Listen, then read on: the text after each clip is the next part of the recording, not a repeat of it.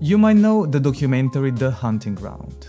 It's a documentary exposing the problem of sexual assault on college campuses across the United States, featuring the stories of whistleblowers Annie Clark and Andrea Pino. After reporting her experience to a staff member of the University of North Carolina, Clark was allegedly told that rape was like a football game. I thought if I told them, they would take action, but the only action they took was against me. More recently, a new documentary was released by Deutsche Welle about a case of power abuse at the Max Planck Society, exposing a bullying professor that was reported multiple times to the Ombuds Office of the institution. What do they have in common? They highlight a systemic failure by reviewing bodies to appropriately handle allegations and the use of victim blaming to prioritize the reputation of the university. I felt there is zero interest of actually doing any investigation work. Now, I want you to imagine experiencing harassment, abuse, discrimination, or even credit stealing. You report it through proper channels, summoning the courage to speak up. But then investigators ignore or dismiss part of the evidence informing your submission, and an official document blames you for providing inaccurate and misleading allegations. This video will be long and difficult, and it will involve two academic organizations: the University of Music and Performing Arts, Graz, and the Austrian Agency for Scientific Integrity, plus one, the Austrian Science Fund.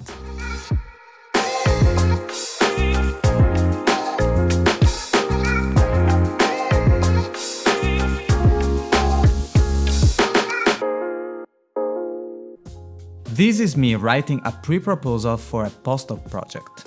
This is me writing a proposal for a postdoc project. This is my name as the main author of a research project to be submitted to the Austrian Science Fund. And this is my mentor and future PI of the project telling me that some changes to the documents are reported in yellow, just 3 days before submitting. These are the two attached documents, version Final 2 and Final 3, both showing my name as the first author. Here's the first attachment, with my name as the first author.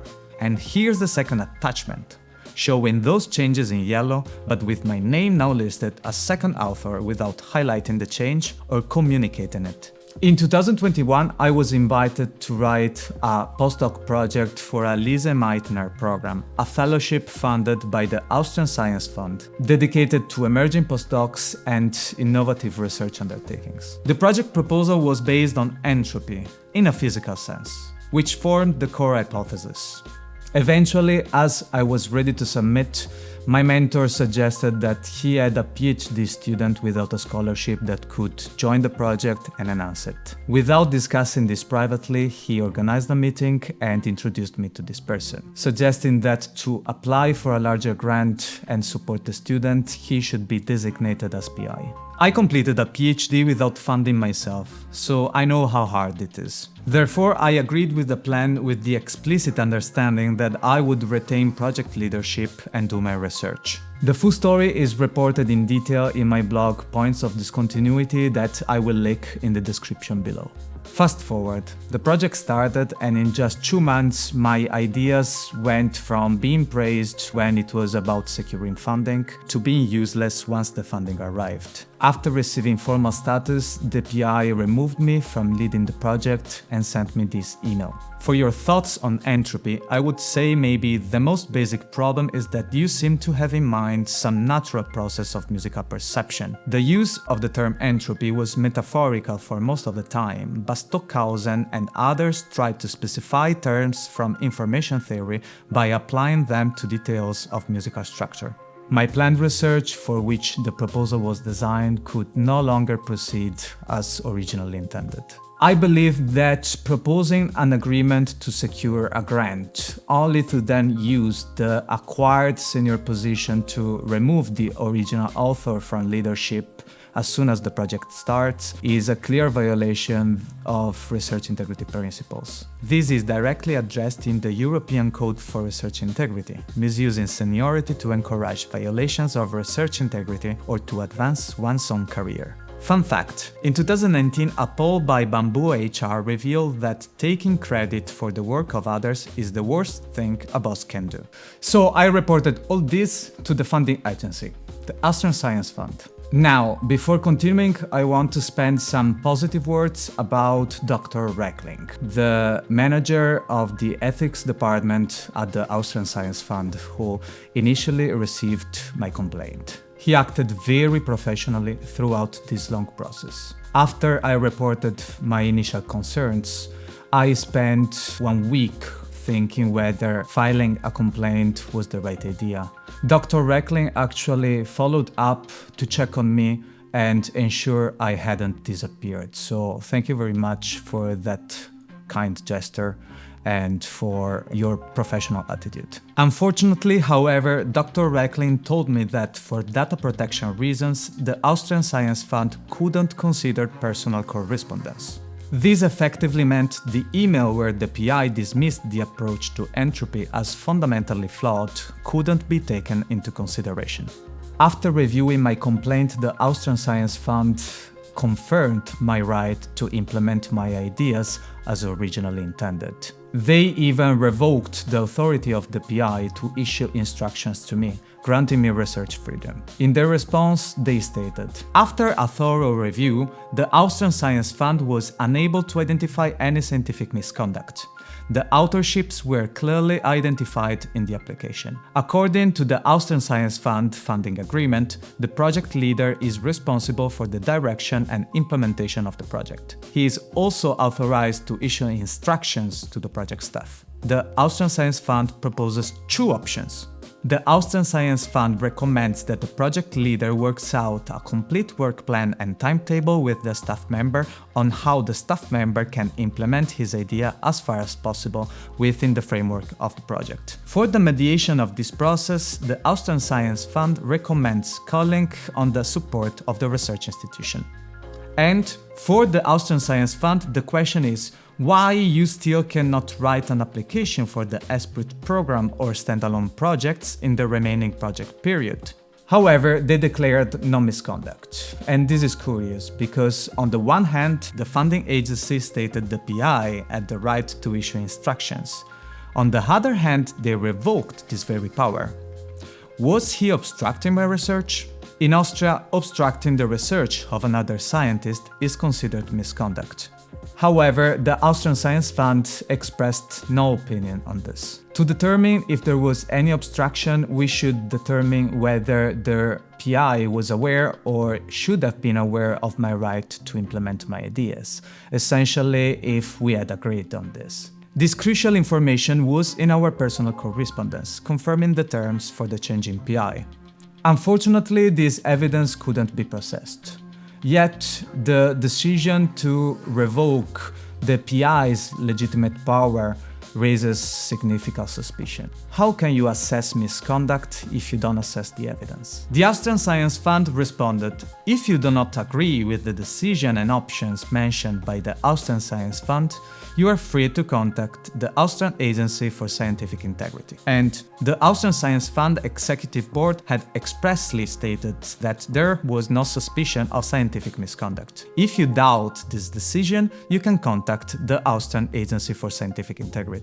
Here is where the real story begins. Since the PI was not found guilty of misconduct, he tried to compel me into signing a new agreement. This agreement would have given him the power to assess my research progress and consequentially the power to fire me. Why do I say that he tried to compel me? Because when I asked for arbitration, as suggested by the Austrian Science Fund, no mediation was provided. High-ranking officials of the institution were copied on all emails, so everyone was aware of the situation. Now, what is the purpose of calling for the support of the institution if the institution doesn't actually support? Following the suggestion of the Austrian Science Fund, I appealed to the Austrian Agency for Scientific Integrity. The organization accepted my appeal for review. I submitted my allegation and evidence, which were marked as well documented. However, when it came to reviewing the allegations, the commission that was led by the chair and deputy chair chose to dismiss part of the evidence that informed them. They stated, "It should be noted at the outset that the Commission sees no reason for a second investigation into the incidents that have already been submitted to the Austrian Science Fund and conclusively assessed. Therefore, the only question that needed to be clarified was whether the PI had violated the rules of good scientific practice at a later point in time or after the Austrian Science Fund's investigation." This statement is problematic for multiple reasons. As I highlighted, the Austrian Science Fund never expressed an opinion on obstruction to research activities. Therefore, when stating that they see no reason for a second investigation, the specific misconduct of obstruction arguably remained unaddressed by either institutions. No one ever told me that the Austrian Science Fund decision was final. And most importantly, my allegations were informed by all submitted evidence. If you dismiss part of the evidence, you compromise the very nature of the allegations themselves. On the contrary, they chose to shift the blame onto me for any perceived inaccuracy. In their response, they stated, "In view of the document submitted by the PI, the allegations made by you proved to be partially misleading and inaccurate." Now, did they need to write this sentence after dismissing part of the evidence informing my allegations?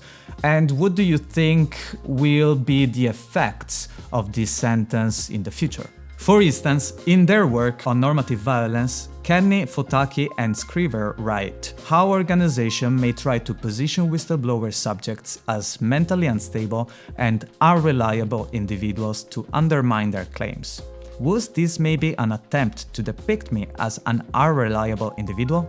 Before we continue, I must mention that the response from the Austrian Agency for Scientific Integrity raised concerns also for others. An independent ombudsman organization under a remarkable leader submitted a concern to them, troubled that the words of the PI were prioritized. This ombudsman later requested anonymity.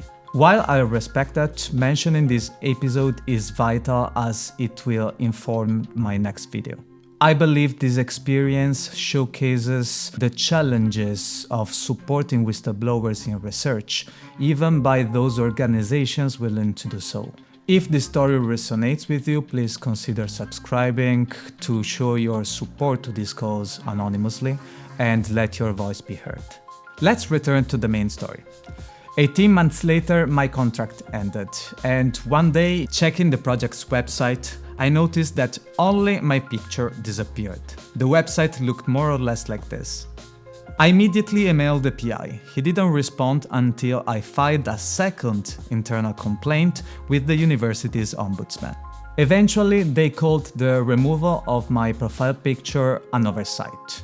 The PI claimed he wanted to update the entire website, but became overwhelmed with work just after deleting my profile picture. The Commission wrote in their official response, "For these reasons, the PI decided to remove the photos of the employees who were no longer active. I thought he only removed the one of them by mistake. The removal was by no means intentional, but an oversight due to work overload. In view of the documents submitted by the PI, the allegations made by you have proven to be partially misleading and inaccurate. Two critical points emerge.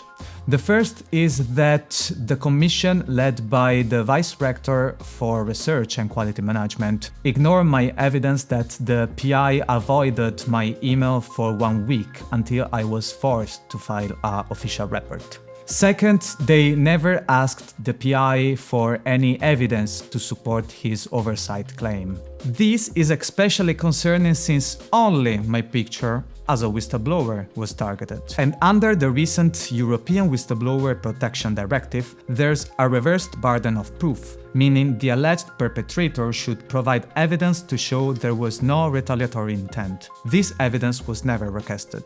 These two episodes highlight a failure to appropriately handle my allegations.